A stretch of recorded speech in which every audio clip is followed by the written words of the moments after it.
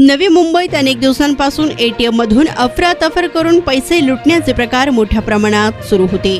Vashi police ठाण्यात असाच एक गुन्हा दाखल झाला होता। एक पोलीस अधिकारी साध्या वेशामध्ये एटीएम मध्ये उभा राहिलेला असताना दोन चोरांना पैसे काढण्यासाठी आलेल्या व्यक्तींचे पैसे आपल्याकडे घेताना रंगेहात पकडण्यात वाशी पोलिसांना यश आले आहे। या दोन आरोपींची पोलीस ठाण्यात नेऊन चौकशी केली असता दोन्ही चोरांनी त्यांच्या गुन्ह्याची कबुली दिली। या दोन चोरांना 2 दिवसांची पोलीस कोठडी सुनावण्यात आली असल्याची माहिती वाशी पोलीस ठाण्याचे वरिष्ठ पोलीस निरीक्षक मधुकर भटे यांनी दिली।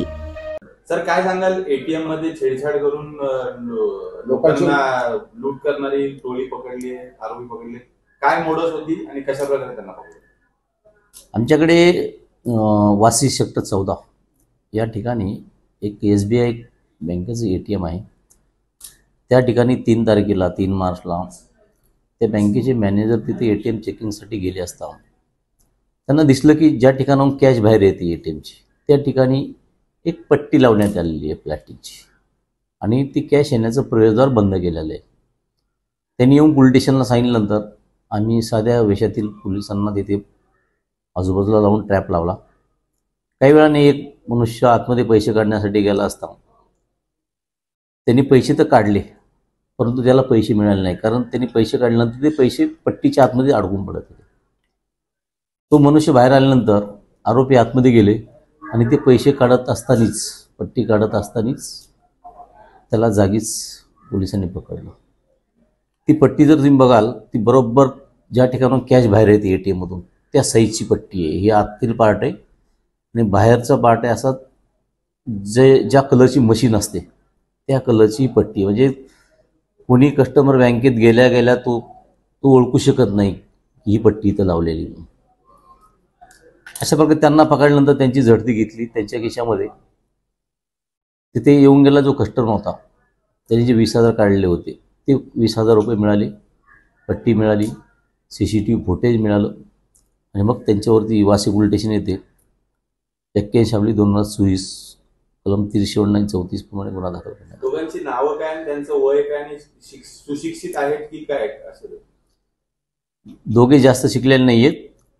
एक आरोपी आहे अन्सार नायब अली, वय वर्ष 24 आहे, राहणार प्रतापगड उत्तर प्रदेश, आणि दुसरा आहे मोहम्मद शोएब जलील अहमद, 22 वर्ष वयाचा आहे, तो पण प्रतापगड उत्तर प्रदेशचा राहणार आहे। आरोपीकडे एकूण ATM मिळालेत आमच्याकडे, त्यांच्याकडे तिथे 22 मिळाली ATM अंगझडतीमध्ये। नंतर घराची झडती घेतली गोवंडीला जाऊन आम्ही, त्या ठिकाणी पण ATM मिळाले, आणखी काही पट्ट्या मिळाल्या। हे दोघांच्या एका झोपडपट्टीमध्ये रूम घेऊन राहत होते।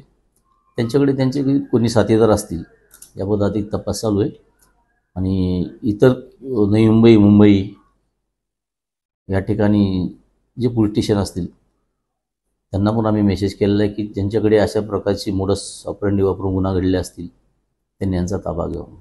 याच्या व्यतिरिक्त पण ते काहीतरी वयोवृद्धांना देखील हे करतात, ती मोडस कशी होती? ती मोडस त्यांची अशी होती की वयोवृद्ध सिनियर सिटीजन आतमध्ये गेल्यानंतर त्याच्यातला कोणतरी एक जण जाणार आतमध्ये, काका तुम्हाला मदत करतो म्हणून त्याचा ATM नंबर तो घेणार, तो घेतल्यानंतर त्यांना पिन विचारणार, नंतर हात चालाकी करून ते ATM स्वतःकडे ठेवणार। दुसरं ATM ॲक्सिसचं असेल तर ॲक्सिसच ATM त्याच्या ताब्यात देणार। कुणी काही नंबर चेक करत बसणार नाही, कलर एकच असतो आणि ते गेल्यानंतर ह्यांना पिन तर माहीतच असतो। ते गेल्यानंतर हे नंतर त्याच्यावरून पैसे काढणार। त्याबाबत आधी इन्क्वायरी चालू आहे। दोन्ही आरोपींना किती दिवसाची पोलीस कस्टडी? 4 दिवसाची कस्टडी आहे।